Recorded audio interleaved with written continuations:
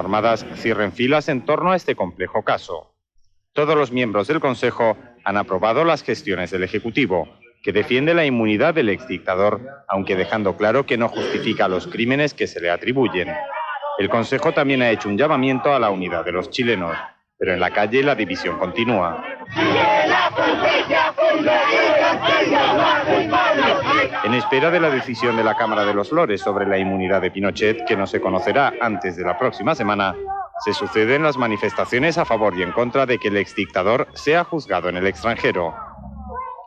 La situación de Augusto Pinochet ha sido también motivo de debate hoy en el Pleno del Congreso. El PSOE quería saber por qué Aznar no cesa al fiscal general del Estado por su oposición a que se tramitara la petición de extradición. Y de paso los socialistas han aprovechado para pedir al Gobierno que aclare su postura respecto a las dictaduras militares.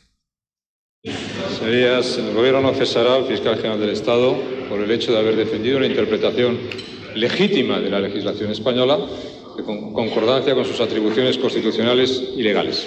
No estaría mal que aprovechar este trámite parlamentario para que, como han hecho otros líderes europeos, dijera de una vez qué opina de la dictadura de Chile y qué opina del genocida, del torturador, del terrorista, señor Pinochet. Nada más y muchas gracias.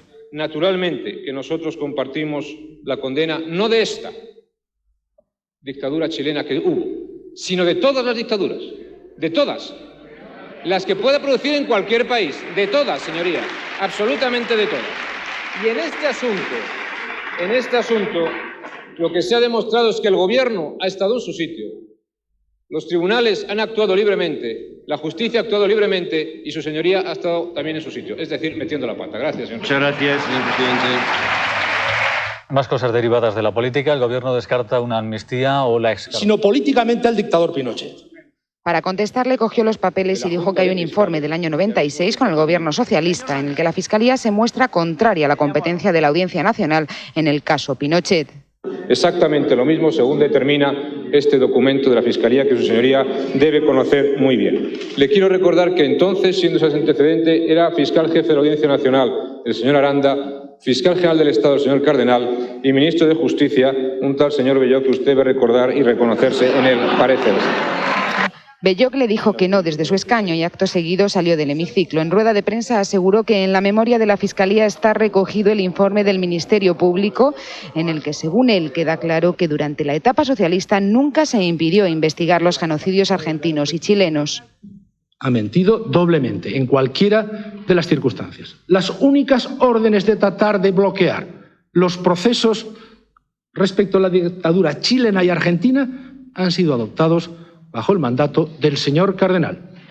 Por lo tanto, debe asumir la responsabilidad política el presidente del Gobierno y, sobre todo, no mentir ante el Pleno del Congreso de Diputados.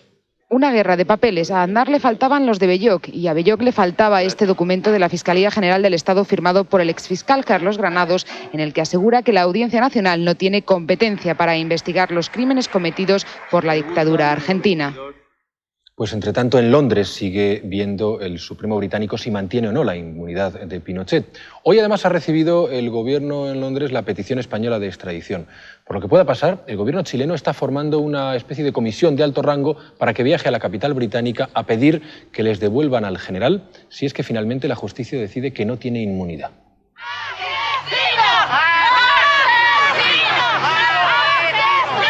Ahora se entiende por qué los diputados chilenos de la derecha siempre salían por otra puerta. Los familiares de desaparecidos chilenos no han perdido ocasión para agredir verbalmente a uno de sus enemigos ideológicos. Pero en este último día de sesiones, los protagonistas han sido los representantes de Pinochet. El argumento de la defensa no ha podido ser más explicativo. Si a Hitler le hubiera ocurrido lo mismo que al senador chileno, nunca hubiera podido ser extraditado, porque como anterior jefe de Estado goza de inmunidad soberana. Para el abogado defensor de Pinochet, la ley de inmunidad británica es tan absoluta que dentro del Reino Unido ni siquiera afectaría a un criminal de la talla de Hitler. Pero el letrado Cliff Nichols ha ido mucho más allá.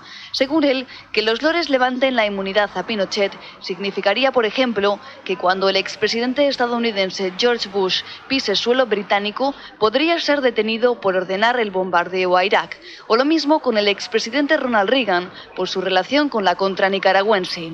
Por otra parte, la defensa ha repetido un día más sus advertencias del peligro que corre la estabilidad democrática en Chile.